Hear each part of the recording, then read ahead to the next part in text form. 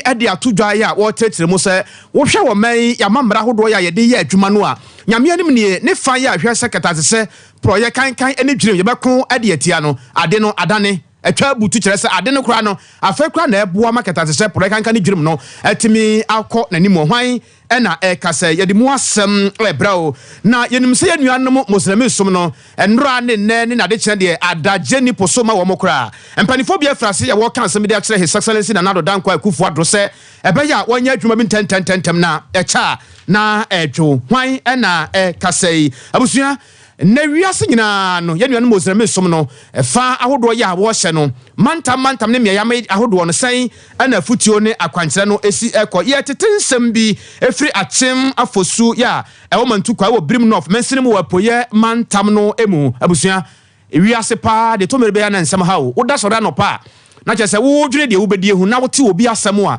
na chese to bi a wo sa wo yedi na wo de aseda emanyame ayoro hosem bi asia ye de mu asem ebra wo sanso so na de sie bi ya ewo twifu kokwa ase ya no wo twifu atimo kwa mensene mu ewo mfimfiri mantam so da soro ya omuso hu adwiri wo mo pa wo ade bi a asi hu abusuansam no pii ka ho ya wo hwe Sompa TV ene awiei no ye de ebra wo enye yenko a ye ne yankanka yenkonko so yentimi nkonti no live ewo Facebook www.sompafmonline.com www.sompafmonline.com Sompa 90.7 ewo bono na po yefam Sompa 90.7 ewo bono na po yefam Sompa 93.1 FM wa Sante Mantan Kropo Kumase Sompa 93.1 FM ewo Sante Mantan Kropo Kumase mu eno asi Sompa 98.9 ekwe nyako abro no ma chiame ni morum de abusuafo no kuram ewo bono na afenso ahafo ene ne empotamu yenuanom centers bebre nso etayachi a awiei na nakwabana kese matrase a mede ensam no ebre mizoni 5G ahoden ko a gibi na bibia ebeye boko e de amawo ema reference ya ne sciatica expert 21st clinic April sefa wapom de ho nsam nyina ebedan wo mum koko ayam tim sisi ade ne ade no ema reference ya 3A herbal center wona eka wo ho a wade koko master no aba edwa so ye adwuma papa bobade na fa wori kire mu e wo ho bia mu nso me kanfo na me dia ma wo se ye kwa ye ba nyina no internet ene de ye adwuma nti cloud internet of course they are the fastest internet in the world top high woni ye Law FM ene di enhwe animu sanso na tano so patrapa new site or Dr. Abel frɛ se nubra hamba ne duahini fa ho asam nyina beda no na ye nsa yare na bibia enye bɔkɔ emfa ema wona da roma na wiei yesi enkonwa ye de ensam no ebrew mu nyina mo be kai se Ghana ha sei no se kɔba bia obi ekosuku wi a wawi a waba abonte so na adwuma sem akoye den ediama no na ye nuanom a wokɔgye ntete se obaya adwuma a wayara sabia wo mo bebo pane ne wone obagye awo nyina no omani ya bre tenten nyina kyerɛ se free 2020 21 ene 22 no nyina no omugufie ya omunya adwuma enye oma bodawura tiamu nso aban no wonje wo mo so oma bontrani ahodo so omba ya wo ye kyerɛ fisa niema ekoso no sabi ano odren na bi wukura kyerɛ wutua ya yebefa unya tua ya nko a na yafawo ne mo woni ya wonya sika entua ne de sesa koye boache bidin abrabom ne asetra mo ye den de mo wo mo wona o mawuo enya asamketo akora woni a wo pre ahwe won kwan so enya asamketo wa yara sabia ahodo ne nyina no eye wo hawo ene amane bi aban no enya mfa ba bi enko ma wo mo nti no akoye den ede ama wo mo ne sa ye nti watiasi monte so keka wo ho kira ban se de ekoso ro kaso ma ne jehu ana wo mo boa na ebra na watiasi monte so asante mantamu eni ba bia no ena ye ne president ede ma ye duan ma watifia abano enya entoto wo mo se wo mo nkoye adwuma yero Haruna Ibrahim ne ebinu san se papa se no asem no enya durupo mo ne abreu na boye nkoma kakrai. At the first demonstration in Tamale, we were told that the Ministry of Health and then the Ministry of Finance are meeting to discuss I don't know who instructed that, but then that was the message we got, that they have been assigned to instructed to meet to discuss our clearance. The next day we saw a release from the Ministry of Health addressing what we described as ghost officials at the Ministry of Health. At the Ministry of Health and Ministry of Finance, we think there are people there who are giving financial clearance and postings to some of our colleagues who can afford between 5,000 to 10,000. And when that money they pay to them. And immediately they get posted. We know if there is no evidence, we have colleagues who are working on the field. When you ask them, they say we did special posting. So today we hope and pray that after this our clearance is issued. Other than that, our next thing is we are going to sleep at the Ministry of Health and Ministry of Finance. So when we are going, We are going with our mats and our clothes. We are going to sleep there until our postings is given to us. Yeni baby akwa be ha koda ho kopem se ombetoto ye nua nso atima akwa ye adwuma utua ya nkwa ne afa na enu achi ye ntie ye nua mba na afa nso nua mema no nso bra na omani abre na omo kasa yi to work with a private hospital, and then with the pay and the expenses at the end of the month, it wasn't enough. It isn't enough for us. So we are really frustrated in the house. Mentally, we are not mentally sound because it's not easy to complete school for 4 years and being in the house. Our parents are looking forward to us to take care of our young siblings. Now that we are in the house, how are you going to care for them? Some died as a result of these driving, and some people also buy sell onion and other things. So it has been a whole lot of frustration.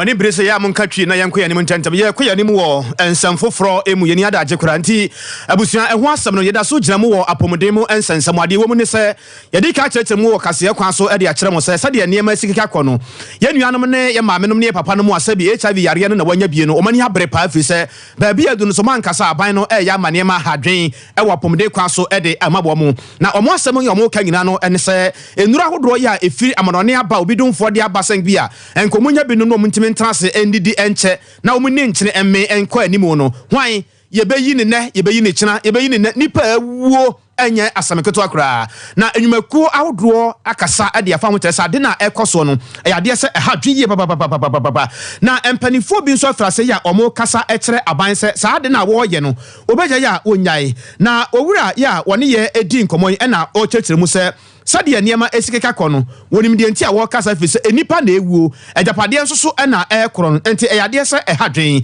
sade di kan echereche mu kire wopani ya woni ye di nkomo yewura Isaac Ofe na wachechirim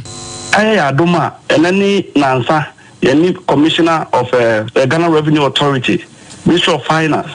And a buying and Kasa di Nancy firm say Edrona Ebano, Ayami Abay Media. Sikana Ghana Revenue Authority for Bejisu, Aya Abayidia. Na Oma Ebejis Kanusu ya Abayidia, Yen taking sa modalities nina off. Tenabe Yen no bedroom port honumwa, carrying will not be a problem for anybody. Eno ena yesi sesadia ye bedra so na intamala se yenya yesanya kakata se yanya ndru a eno se kasem bia ni ho e kwa koji ye ndru intamala ni ya Ghana Revenue Authority for ho ejuma bia e wo ho se ye ni omu ye no ni ye ni omu aye ni akre sa ndru no sana sa directives no e sha se every 182 containers na aka no ye clear ni between Kopim Friday ocha na ye holiday but ye wa reshimu se no bia e wo ho bia no by Friday ye be clear ni nya every ho inu ka say a global fund aseni a list of drugs are almost and this any e ba fa processes no yentimi enkofa dada de no yentimi famu bio ye kwakofa this new process aye mrese ye kwakoji ye drop report 81 the bottom neck na ema ye no capot anase eche no ya break it ni nine ejremu ama waso ya fe. So this is the directive I was saying this. Abusayura Ofe na kasama ye nuanom asabi yare no ha wo mo e wo nipadua emu na ye koye ni mu wonsam foforo mu ye ko amanyosem kakra Dr. Alhaj Mabudu Bamya woni e woton ne nsam edema wo no pani kwankyerefo ya wo mu ye Dennis Miracle Aboaje na e kasabra samtwofo nsiemu de akoso na wo kyerkyere mu sanyame yanim ne wo hwesa de aban no e de hyehyɛ bi ba ya na eye de fa abode mu nyansape mfide nyuma na afensu nkontabo ni ade no a eno na be ya adwuma na kama e de ma wo nsam bia o de ka honie. But we are happy to state that the percentage of general science students in our schools today has risen to about 15% as in 2023 and is expected to even increase more to about 24% in 2024. Government is creating a STEM pipeline to increase STEM enrollment at the tertiary education level through pre-engineering programs. The pre-engineering program has been introduced to target senior high school graduates in general arts, visual arts, and business studies. The one-year pre-university program launched in February 2022 has admitted 8 second cohort of students. The objective is to increase the talent pool from which engineers can be selected to ensure the number of engineering graduates, that is the first degree and the HND, increases from 6,500 to 30,000 by the year 2030. We have a vision, we have an objective, we have a goal, and we're working towards that. At the senior high school level, increasing enrollment in STEM has been made possible by operationalizing 4 newly constructed STEM model schools and converting 3 existing schools into STEM modern schools. The Ghana STEM Academy schools are the Abomosu STEM Academy, Awaso STEM Academy, Kasenkpe STEM Academy, Bosomtwe Girls STEM Academy, the Accra High School STEM Center, and the Kwase Secondary Technical School. These schools have been equipped with state-of-the-art laboratories, classrooms, dormitories, assembly halls, dining halls, and conducive environment to foster teaching and learning. There are some 2,400 students enrolled to general science and STEM in these 7 schools. Government na enu achi nso ode nsam kakra eso fa nhese na muntu aba no de egu akwan mu ede ma akyerkyerefo ho. And I'm sure you remember Thomas Amoni from Adeso Senior High School, who had 8 A's but was wandering in the farms doing subsistence farming simply because he could not afford the school fees of Legon. Imagine Thomas Amoni in Legon and you asking him to go for a virtual class online or via Zoom. Where is Thomas going to afford this to be able to procure a laptop? Dr. Mahmoud Bawumia is promising that every single university student will be given access to the laptop so they can be part of the global digital drive. Dr. Gawambia's government will also focus on the special needs education. To start with, Dr. Bawumia would ensure that we recruit 1,000 special education teachers and retrain teachers on how to work with special needs students. Under Dr. Mahmoud Bawumia, we will train more speech and language therapists and occupational and behavioral therapists to take on the vulnerable in social and special needs. Go to our hospitals. When our special needs citizens go to the hospital, how do they communicate and engage with the doctors? How are they communicating with the nurses? Ideally, every hospital, every public space should have a special needs therapist there to support sign language and what have you, to support our citizens, our brothers and sisters with special needs. Bawumia's government will expand infrastructure at the medical school as well as at the Ghana School of Law to facilitate an increase in admission for students for medical and legal studies. Under Dr. Mahmoud Bawumia, I repeat, free senior high school will not be cancelled. Honorable Fatimata Abubakar ene ye wo man amanebo soafo na dwumade bia koso ma wapa ho ntoma nyina kyerɛ sɛ bia wo pɛsɛ wo hunu bibi wo atana ya hodo bia wankasa bia wo pɛsɛ wo bowura ho na hunu niema ekoso wo atana ya ho hfa emodin bɔ ne ade ya ekoso wo honom na wo mo de science hyɛ ne ade no atimi aba bitu na no na wato ja akyerɛkyerɛ mu sɛ ne nyina no ɛyɛ ade sɛ aban no ɛde ba sɛ bɛya Ubahunu Sampa, atanaye we, and atanaye we no, adia air coso on a adia air boa, and asa emwa ewo abain ejumanumu, and some p no this also. We welcome you all to the official launch of the Government of Ghana Performance Tracker. Over the years, monitoring the progress of government projects has always been a challenge, but the Nana Addo Dankwa Akufo-Addo and Dr. Mahmoud Bawumia-led government took the bold decision to address this challenge by developing a mechanism that is convenient, credible, accessible, regardless of one's location within the country. Hence, the reason we are gathered here today. We undertook a comprehensive data collection initiative in collaboration with ministries, departments, and agencies, as well as metropolitan, municipal, and district assemblies to gather accurate information on government projects across the nation. We have carefully put together this data, removing duplicates and ensuring its accuracy through a collaborative validation process with MMDAs. Through open communication and ongoing collaboration, we have achieved a verified and comprehensive database. The tracker will offer Ghanaians a user-friendly platform to access real-time information on government projects throughout the country. This data is your power. It will be an enabler for accountability and monitoring of projects of government projects towards the national development agenda.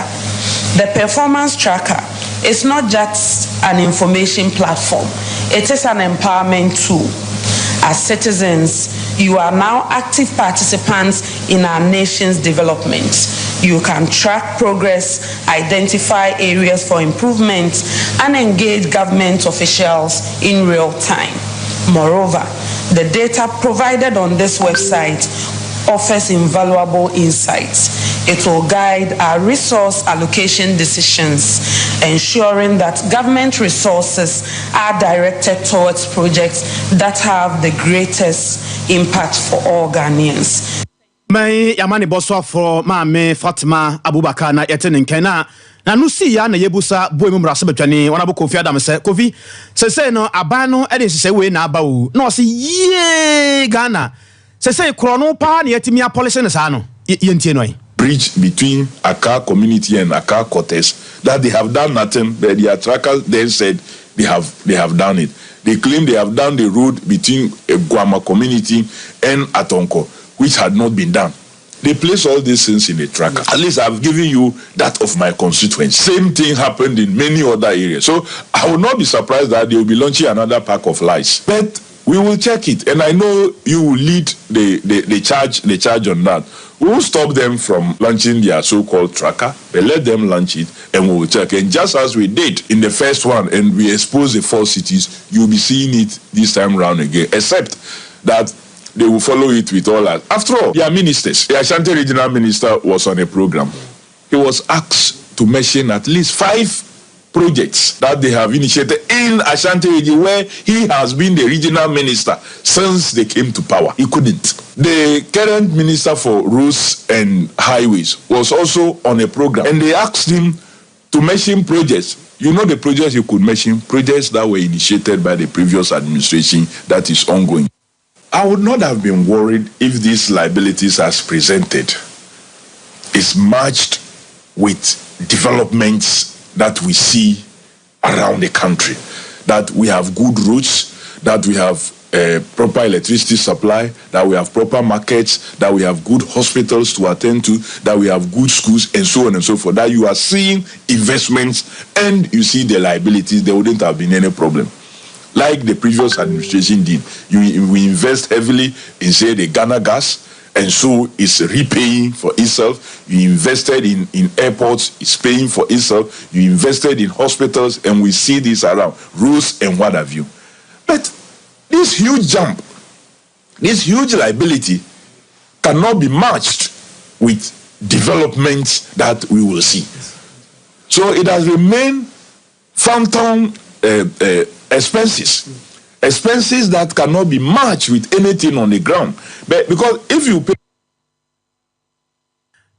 Abusia awia pramtobre kase na yeguso a yede emawo ewo Sompa TV so yi wotie bi ewo Sompa 90.7 ewo Bono po FM Sompa 98.9 ewo sunwane na afen so hafo ene ne empotemu Sompa 93.1 FM eno so ewo Asante Mantan Kropon Kumasem www.sompafmonline.com aba fontentafide ni na asosie wo hono abetima di achi na wonya bi ahwe na wonya bi nso akenkan ye kuyanimu ewo ensem foforo emu na ye boguramu ewo NPP amanyoku no emu eno nsemtwerofo nhyiamudie bi ene party no mpanifo bi ehyiai ama dwumadie ne nsamawodo pi na ekoso ewo Alisa Hotel ningira no eyese hwan ene bedi omampani na nado danko akufado wokui na bedi echi Dr. Alhaj Mabudu Baumia hwan na ebebo ne chidom na omatumi akonyame yadom a 2024 emu nsam no ananke yepese yehunu mu yepa ewo Alisa Hotel nanke yeboye mode bosse ne Director of Communications adema NPP amonyeku yewura Richard Ahiagba adin komanenso na homa no ewo so kakanti yebekɔ yanim brepam se yensa kanwa na yatoa so ewo ensamfoforo emu kasamafo de Ghana Bar Association yewura Sevia Kuji ena kasai opani no wasam a wade ma ye kire se efi adebo ahyase bekasa brigade constitution ye adwuma no constitution ne fa ba bi pa ye se ye de niema egu akwamu ne ketasese proye kankan ene dwirim na nka yetimatu ase no ye de ne de adane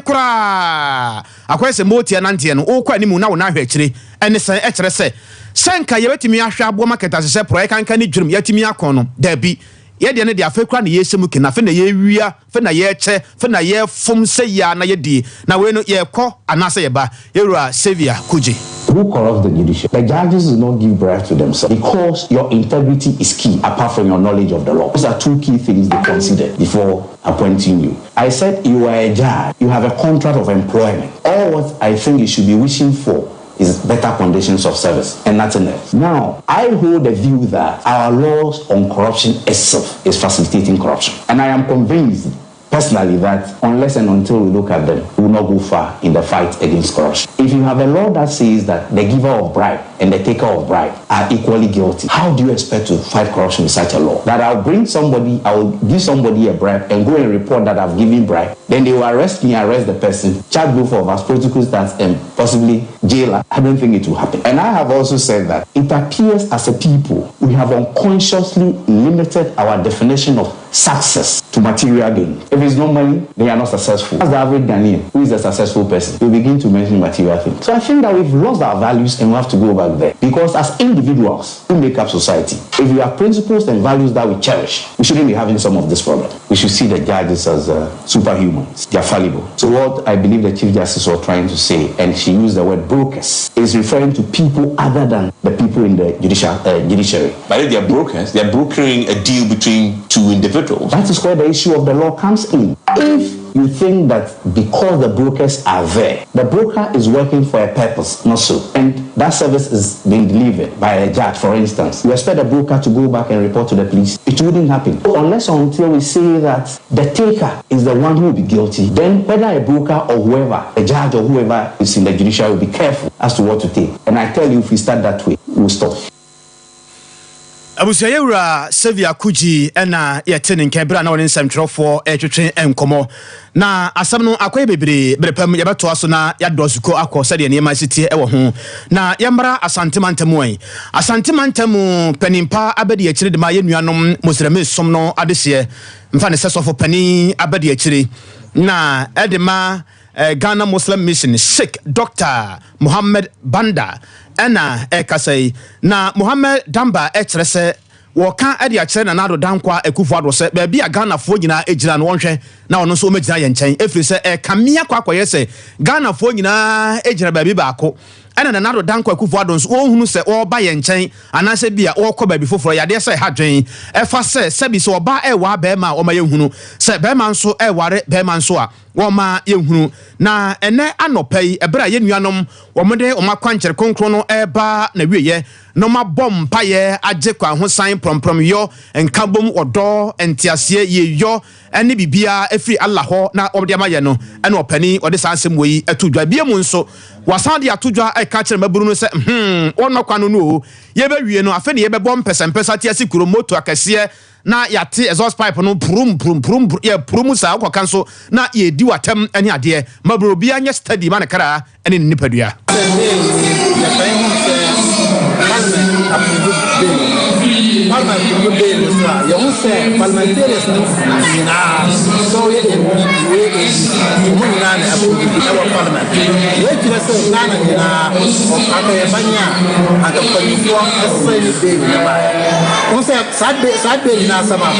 who say we are Christian,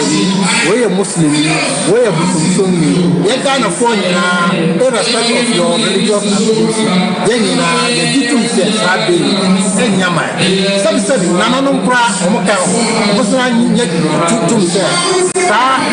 or Baba, and I don't know about here. Any dear, and Yamamra. And I'm saying, Yakasa, when Yanim said,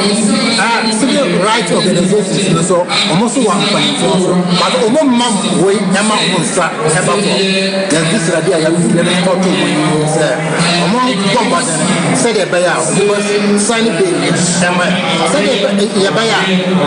and cinema